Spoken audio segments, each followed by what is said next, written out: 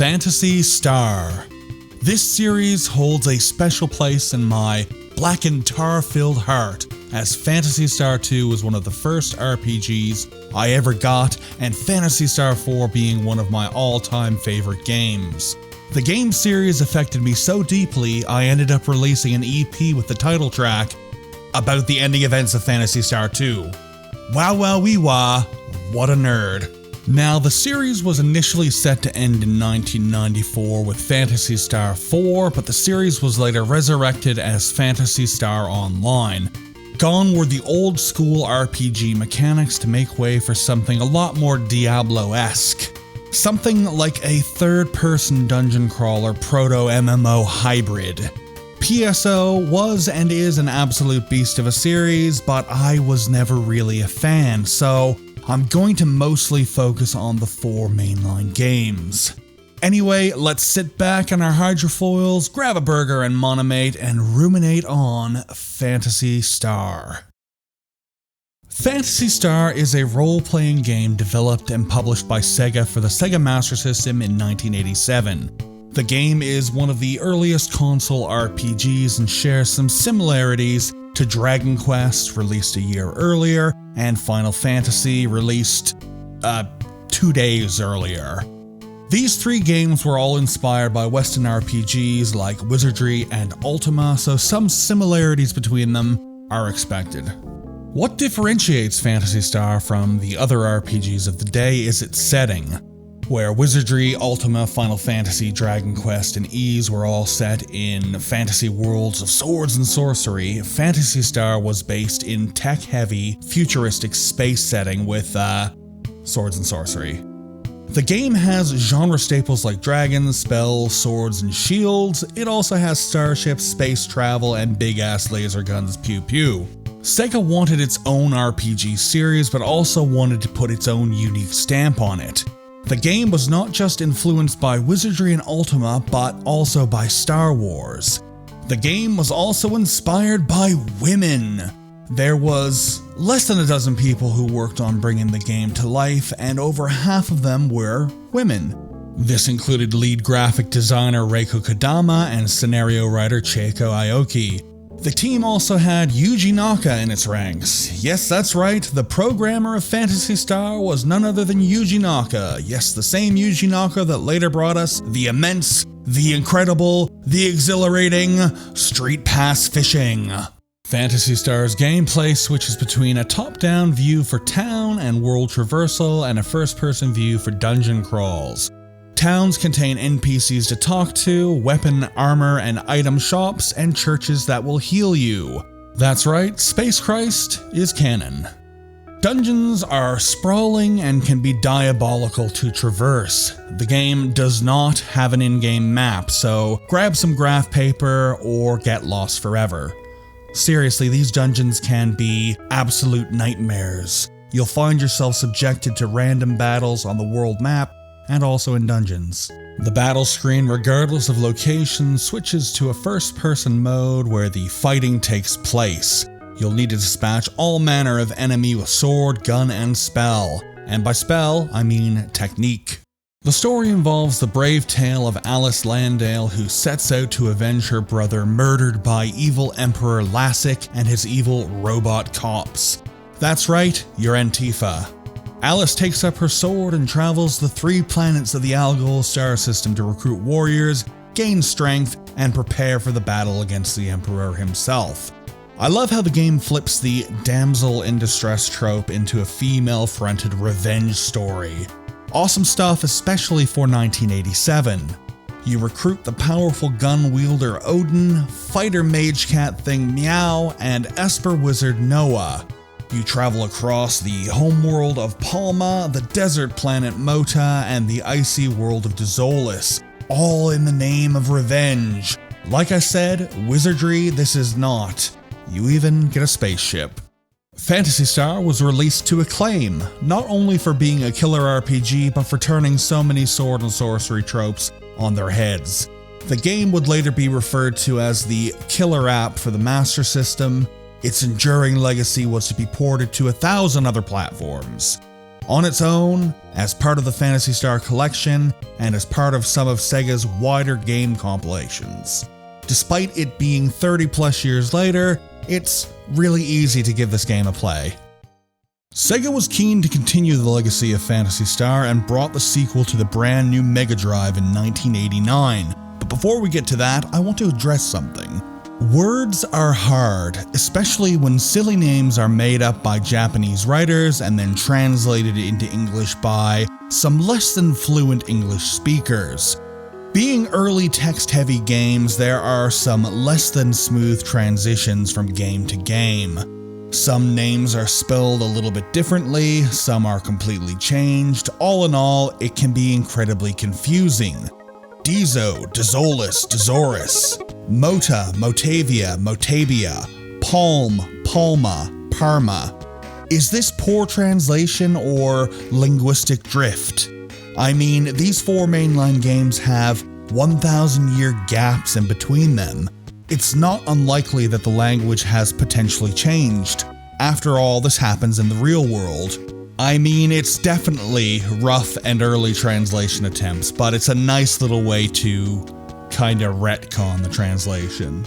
Anyway, PS2 was set to be an even bigger adventure than the debut. The Mega Drive was a much beefier system than the Master System, and the game shipped on a massive 6 megabyte cartridge. The game bore improved graphics, more and better music, larger worlds, and more dungeons. The game also came with a huge 120-page strategy guide, which was a welcome addition because this game is as hard as shit. Even the earliest dungeons in the game were labyrinths full of incredibly vicious monsters that would easily dispatch your entire team. This also meant that the level grinding was a must. If you entered a dungeon ill-prepared, you were sure to get a game over. This time around, you would have a much larger fighting force for your playable party. Doubling the 4 playable characters in Phantasy Star, Phantasy Star 2 had 8 characters to choose from, after you recruit them, that is. You had Swordsman Rolf, Fast and Nimble Nay, a Newman, which is a cat-girl-like bio-monster for all you perverts. Gun-wielding Rudo, healing technique user Amy, tech-wielding Hugh who excelled at destroying bio-monsters, slicer user Anna, tech user Josh who was clutch against mechanical enemies, and thief/best girl Sheer. While not being the strongest character, she could steal from shops, and she would eventually get you the Visiphone, an item that would let you save anywhere in the game. With the game being this devilish, and before the advent of save states, you absolutely wanted to get this item. Also of note was how dungeons were now isometric unlike PS1. Gone were the first-person dungeons to make place for a view that was similar to towns and the world map. It was a bit of a pity to see this change, but it did make the experience more cohesive. Phantasy Star 2's story told the tale of the now named Algo star system nearly 1,000 years after the events of the first game. After the evil Emperor Lassic was dethroned, radical jumps in technology and science were achieved, making life easier for everyone in the solar system. The greatest example of this was the terraforming of Mota, turning it from a planet of deserts to one of lush greenery. This system-wide overhaul was achieved through the use of a vast computer called Mother Brain. But an RPG wouldn't be complete without a gripping story, and this is when an increase in the number of bio-monsters on Mota comes into focus. The cause of this outbreak is just the start of a journey that revolves around a system-wide conspiracy, alienation, and a fine line between peace and enslavement. The game was well received back in the day, and also in modern times due to its beautiful graphics, wonderful music, and captivating story. It's easy to see the game's flaws, mainly the rough translation and insane difficulty, but it's just as easy to look past the flaws and see the art underneath. It's also important to note that PS2 was released in North America 2 months before the original Final Fantasy for the NES. The Phantasy Star series is often overshadowed by Final Fantasy and Dragon Quest, but the series was there at the same time, and it's just as important in the evolution of the genre. Sega wanted to capitalize on a sequel to Phantasy Star 2 much in the way they capitalized on a sequel to Phantasy Star 1. Unfortunately, the third time was not the charm. The game immediately went astray when Sega put a different team on it. Gone were Kodama, Naka, and Bo. The game was in the hands of the Golden Axe team. Sega stalwarts, yes, but a group who had never made an RPG previously. The team quickly created and released the game for the Mega Drive in 1990. They reached NA and EU shores in 1991. Game reviews at the time were positive, but they noted the shift in tone might annoy longtime fans. See, instead of the space and sorcery hallmarks from previous games, PS3 was plain old sword and sorcery for the most part. There were some vestiges of futuristic tech, but these were played with in the forgotten technology trope. Gameplay in PS3 was similar to the previous games. Isometric towns, world map, and dungeons, first-person battles, swords, slicers, and techniques were your weapons, etc, etc, etc. What narrative was told over the course of 3 generations of player characters? During the story, you were presented with the option of marrying one of 2 women and proliferating the next generation. Your choice of wife will change who the next player character is. And after that character's story comes to a close, you get to choose whom he marries, which affects the next player character. This leads to a whole load of different party configurations and a whole stack of different endings. The plot starts with Rhys, the crown prince of the Orakian kingdom of Landern. The game starts with you getting ready to marry a girl named Maya, but during the wedding ceremony, Maya is kidnapped by hostile forces. You then put together a small force to try and rescue her. On the journey to rescue your betrothed, you unravel connections between the Orakian and Leyan empires, recruit cyborgs, and eventually discover the source of the ancient technology of the world. The storyline does a good job of mixing a new narrative into the larger Phantasy Star canon, but feels much more like a side story than a full-fledged sequel. There are connections to this story and the other games in the series, but they almost feel like they were put in after the fact to please the established fanbase. Phantasy Star 3 has a huge cast of characters due to the branching storylines and characters, so I won't list them all, but Cyborg Ren makes his first appearance, and we will see him kinda again later. The reason I'm down on this game is because in the narrative between the other 3 mainline games, the game's story and connections are the weakest. I think it would have been much better as a standalone title. After PS3 and before PS4 were 3 side story games. Phantasy Star Gaiden is a side story featuring Alice from PS1, Phantasy Star Adventure takes place during the events of PS2, and Phantasy Star 2 Text Adventures takes place just before PS2 and stars that game's heroes in side stories to better breathe life into the characters. PSG and PSA were released for the Game Gear, and PS2 Text Adventures were released for MegaNet. None of these games were translated in English, so I can't really tell you anything else about them. What I do want to stress is that they do fit into the original series canon, a canon that would later end with PS4, but I digress. Phantasy Star 4 was released for the Mega Drive in Japan in 1993 and came to NA and EU in 1995. The game was very clearly meant to be the end of the Phantasy Star series, with the NA box even stating, "The explosive finale." This sort of thing doesn't take place enough in the modern video game world. Sequel upon sequel is planned for games that haven't even come out yet, and sometimes these games are also terrible. I'm looking at you, Final Fantasy XIII. Phantasy Star's exit was perfect. The game's story, characters, and ending are flawless. The title's gameplay elements take everything from the first 3 games and refines them to perfection. The storyline likewise takes events and characters from the first 3 games and works them seamlessly into the plot. The game was even able to retcon Phantasy Star 3 into making sense in the series' greater story. Riko Kodama was back in the director's chair, so it's no surprise things came together as flawlessly as they did. One of my favorite parts of PS4 is how comic book style panels are used to progress the plot. Back in the 16-bit era, we didn't have a lot of huge voiced CG cutscenes like we do now. Most plot progression was done through plain on-screen text. I fondly remember when I got my first Sega CD, yes, I was one of those kids, Games like Lunar, Lunar 2, Shiny Force CD, Snatcher had occasional animated cutscenes, and, by God, some of them had real voices. Wow.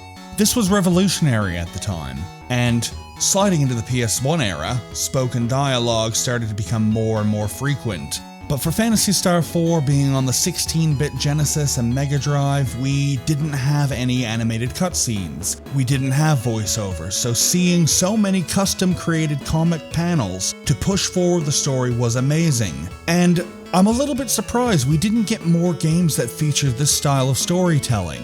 Maybe it has to do with how the CD-based game era was just starting? In any event, for PS4, it was great. Battles in PS4 took the best parts of the previous games and refined them. You had the colorful and detailed backgrounds of PS1 and the animated enemies and player characters of PS2. You now had both techniques and skills to aid in battle. Techniques are used much like Magic and other console games. Techs have different casting costs and are cast from a pool of TP. Skills, on the other hand, are similar to the Dungeons & Dragons style, whereas every skill costs 1, but each skill has X amount of uses due to your level. Prior to entering battle, you can also set up a number of macros, predetermined actions for all of your party members. This is fun for level grinding because you can set up a macro where everyone just attacks, speeding up battle. But the game also has a number of hidden combination attacks that you can program into your macros. These are usually huge screen clearing attacks that absolutely wreck your opponents. The main character is plucky young swordsman Chaz, but the leader of the group is badass boomerang user Alice. Other core party members are Esper Rune, Newman Rika, and Cyborg Ren. Not the same Ren as PS3, turns out Ren is a type of cyborg in the games. There are a bunch of other characters who come in and out of the party, but let's just end it by saying Demi is best girl. The story is great. It is cohesive, engaging, and actually ties up most of the loose ends of the previous games. When you finish this game, you can easily tell that this was meant to be the end of the series. And not counting the PSO games, these 4 games did come to a conclusion. And I love it. There are callbacks to previous games, cameos from characters from older games, the storylines are woven together into a concise narrative, and they actually stuck the landing on closing the series. The characters had closure, the story had closure, the universe had closure, the previous games had closure. It was great. Phantasy Star 4 was great. Phantasy Star 4 is great. As a series that started during the same era as Final Fantasy and Dragon Quest, Phantasy Star never really gained the same recognition.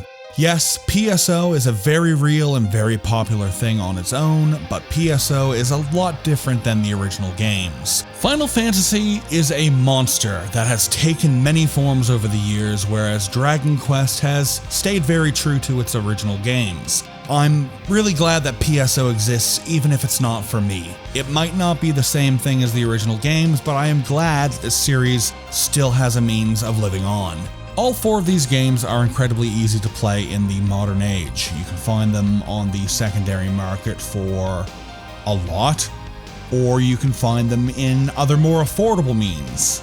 Phantasy Star 2, 3, and 4 are all on Steam alone or as part of a huge Sega Genesis Mega Drive bundle. PS1 has been re-released on the Switch with some cool new features, including a map, which is really cool. There are compilations you can find for the PlayStation 2, 3, and 4, etc., etc. Some of these compilations are also super expensive though. The GBA collection, which includes PS1, 2, and 3, is a bit pricey, and the Sega Saturn collection, which has all 4 of the games, is also very, very pricey.